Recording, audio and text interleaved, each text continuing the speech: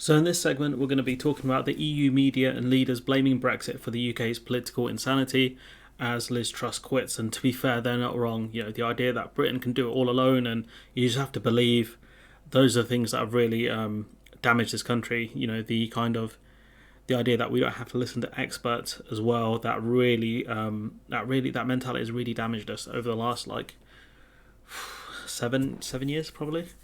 So 6 years on from the referendum, continental observers have become used to Westminster meltdowns, but many see in the latest cataclysm the inevitable finale of a project that was divorced from reality. I don't know if this is the end, I'll be honest. Listened to, perhaps understood, not really, said Le Monde of Liz Truss on the news of her resignation. A terrible orator who could do little more than repeat growth, growth, growth, seemingly impervious to criticism. She was rejected by both the public and her own party, and this seems very true. Maybe her team shielded her too much from the reality of the fact that people didn't like her. Political leaders politely expressed their regrets, as diplomats and politicians typically do. Arriving at an EU summit in Brussels, Emmanuel Macron said it was important that Britain rediscovered political stability very quickly in the context of the war in Ukraine. Describing the UK as a friend, the French president added he was always sad to lose a colleague, which is quite interesting given that Liz Truss wasn't sure if France were friend or foe. Ireland's Taoiseach Micheál Martin expressed personal sympathy for Truss during what he described as a very difficult time for the Prime Minister, although he too pointed the finger at Brexit. Him saying issues have flowed from that decision, and since that decision was taken, Martin said many have not been thought through in respect of what was essentially a political decision with huge economic and market implications, because people really couldn't describe what Brexit was about. When the economic consequences really hit, they blamed everything else, and they said, oh, Brexit wasn't about economics, it was about taking back control. It's like, control of what? It's like immigration. It's like, great, now we have a massive employment shortage. Huge record vacancies, and they're like, well, we'll get British people to do it. And I'm like, where are they then? Russia's foreign ministry was less generous, saying Britain had never known such a disgrace of a prime minister. The foreign ministry spokesperson, Maria Zakharova, said Truss would be best remembered for her catastrophic illiteracy. Imagine even Russia are dunking on us.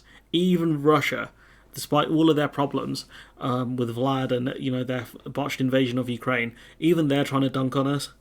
Bruh, continental media had few doubts about the cause of the Prime Minister's woes. From Liberation said there was decidedly something rancid in the Tories' tea, which is a weird way of putting it.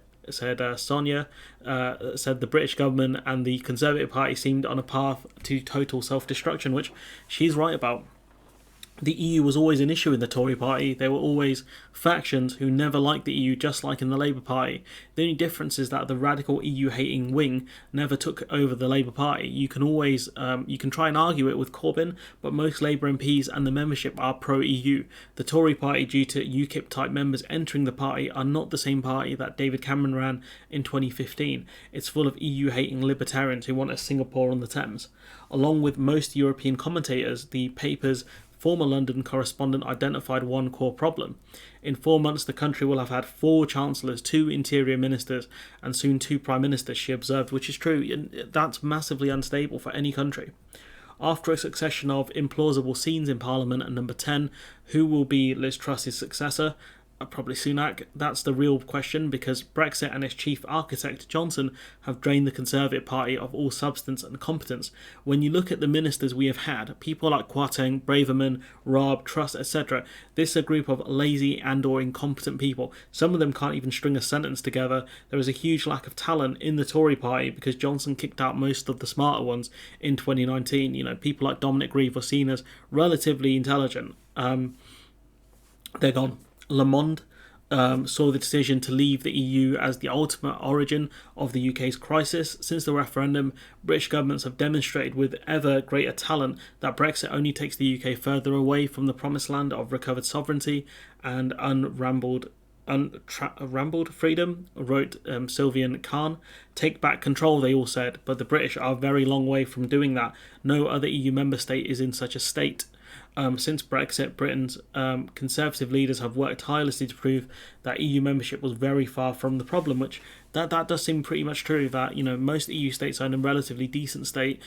Some of them are impacted a lot by the Russian invasion of Ukraine. Their inflation rates are far higher than ours, but theirs will come back down a lot easier than ours will. Annette Ditter, who has a lot of fame on Twitter nowadays, the London correspondent for German public broadcaster ARD, was another who trained her sights unerringly on the decision to leave. Truss was now the third Conservative leader after May and Johnson to fail to deliver on Brexit promises, she noted, which is true that, the Tories promised a kind of, the whole levelling up thing, not happened. Then she went for the whole Brexit libertarian utopia angle, which didn't work. When they look, future historians would find the roots of British politics' current insanity in 2016. I think it started really in 2010, I'll be honest, with that coalition government.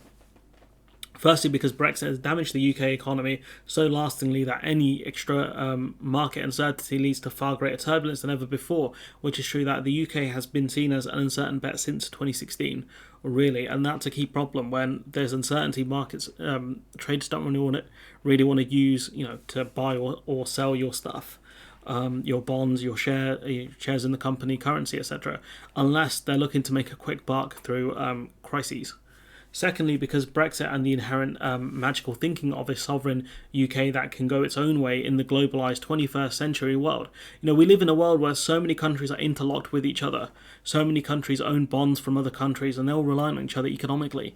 It's just the way it is. This is detached from international developments, marked the beginning of the end of rational thinking on the island. We thought we could go it alone. The irony of us becoming more isolationist as the UK through Brexit, but also us becoming more global by striking up better trade deals and more trade deals with other countries. It just didn't make any sense. Truss's dramatic failure, Didat concluded, could now spell the end of that wishful thinking, the beginning of something of a British turning. I think there's a bit to go until the idea that Brexit can solve everything will die. I think it's deeply embedded in some people that Britannia can once again rule the waves. That era is gone, but people have not accepted that. These people think that the EU has held us back. It really hasn't. The EU really helped us. At the end of the day, people like Thatcher wanted us to become a service-based economy, and the only way we could really excel doing that is by being a member of the EU, and that's gone now.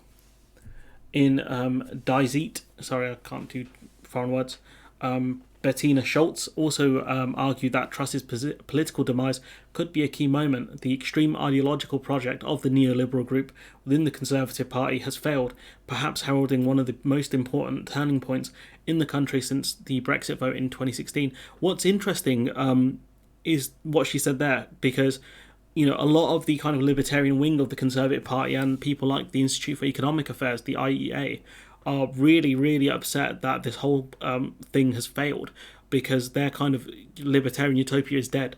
That kind of, even the whole, if you start pushing these sorts of ideas, you'll get laughed out of a room now, which is really important, because these ideas, people seem to believe in them, but once we saw kind of the damage just that uncertainty can do to the market, pension funds losing massive amounts of money, the Bank of England having to step in, the currency dropping dramatically, all of those things kind of show you that kind of uncertainty, using tax cuts that are backed via doing unfunded tax cuts, just not a good idea. And so I agree with what she had to say there, Bettina Schultz, a lot there. Jochen took the same line in the Frankfurter German words, despite Brexit, there are limits to what the British government can do, he said. Policies that are, as a veteran Tory put it, traditional nonsense, remain unenforceable even after Brexit. In a comment article titled "And Britain broke in Spain's Elpe, Angel Ubaid said the UK's long traditional bureaucratic and diplomatic efficiency and the advantage of a universal language had given it an aura of credibility that English is spoken, I think, so worldwide. And the fact that, the civil servants were always looked at as very competent, we've got a good judiciary as well, made the UK look like a much safer bet. That's one of the reasons why there were so many court cases that happened in the UK via the Lugano Convention, which we're not part of anymore. He continued, everything has its limit. The pro-Brexit coalition captured the British political establishment in 2016 and has slowly eroded that credibility until, almost as always happens, it suddenly ran out, which is true that they did capture, they didn't just capture the MPs. They tried to hollow out the civil service, things like that. They got rid of very competent civil servants, senior ones, and tried to replace some of them with stooges. We saw that in the Treasury. That was one of I think Kwarteng's first moves there. He continued, everything has its limit. We mentioned that. Another word that's foreign, sorry. Lavandria, London's correspondent Rafael Ramos, waxed philosophically. In literature and art, absurdism is the tendency to avoid the constraints of the logical, shun experience and reality, and give oneself over to the irrational and the arbitrary, he wrote. In politics, this is what we're witnessing in the UK, which is true that, that's what the UK has done. We've bucked orthodoxy very dramatically here, and we've suffered for it. That's what's happened here. We thought we could go back to kind of Thatcherism on steroids, and it just didn't work because the markets didn't have that confidence, and also the fact that she couldn't do the tax cuts based on privatisation because there's nothing much to sell left in the UK in terms of national assets. Alpha Confidential's Celia Mazer was blunter still, suggesting the UK was once again in danger of becoming the sick man of Europe, while Denmark's Politiken described an atmosphere of chaos and panic. We are already the sick man of Europe, in my opinion. You can argue that Russia or even Turkey are, but I truly think it's the UK that holds the title. If anything, Russia's the terminal man of Europe. It's not the sick man; it's dead, I think. But with the UK, we are very much the sick man of Europe, and we are struggling greatly here. In Italy, to those habitual to political chaos, The Economist this week compared the UK's Corriere della Sera, concluded that, however, this saga ended, Britain's credibility has collapsed, which I think is true. Our credibility is gone. The idea that British bonds are a safe bet is dead, and I don't know what that means for the UK's pension funds. And also, how it affects governmental borrowing. It's going to make it a lot more difficult for the government to borrow now. That's one of the reasons why the interest rate paid on the bonds keeps going up. Big Luigi wrote that the debacle compared by some commentators to the Suez crisis. I mean, goddamn, comparing it to Suez is wild. Suez, for anyone who doesn't know, I think it was under Anthony Eden, the Prime Minister, where they wanted to, because I think it was President Nasser of Egypt, he nationalised the Suez Canal, right? And obviously Britain wasn't happy about that because it's a massive trading route and it's a way of making loads of money as well through things like fees. Comparing it to Suez as well, because what happened was, I think it was Israel were meant to, they commit some sort of skirmish into Egypt, pulled back out, and then Britain would go in as mediators in order to kind of, under the guise of mediators, in order to take back the Suez Canal. And then once the Americans, realised what we were doing, they said, what's going on here? And we were like, nothing, bro. And then the US were like, get the hell out. And then we did. We ran back with our tail between our legs because the Americans told us to. If you want to, honestly, the Suez crisis is honestly insane. And it's one of the big signs that the UK was no longer a global power, as it was, a few decades before that. So honestly, comparing it to the Suez crisis is actually insane in the sense of that's how bad the scale of the problem is in the UK. The end of Britain's imperial ambitions has unmasked the post-Brexit illusions of being totally sovereign, that the UK can ignore international realities. No one is an island anymore, which is true that, we thought we could buck orthodoxy, we just couldn't. In the end, I don't think this is the end of the road for the Brexit mentality. I think most of these Brexiteers will see it as we could have had a utopia, but it was taken from us by, the woke, the market, the Remainers, the civil servants. I think it will become a stab in the back theory, similar to what happened in Germany post-World War One. That's the only, that the only one true Brexit PM was pushed out by the establishment and replaced by EU fan in Liz Truss. That they'll probably argue she wasn't a true Brexiteer or something. It's just sad, but they won, so they should have to deal with it, which is true. But, just seeing some of the stuff here that these journalists, on the continent are writing about the UK, not to mention some of the Americans have had a real big stab at us as well.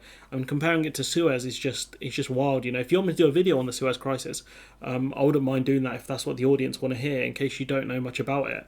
I'm no expert myself, but it was genuinely seen as Britain's last, the sign that the British Empire was dead, in a sense. But anyways, I'm going to leave it there. Let me know what you think in the comments below. Like, comment, share, subscribe, support the channel on Patreon if you can, and hopefully I'll see you in the next one.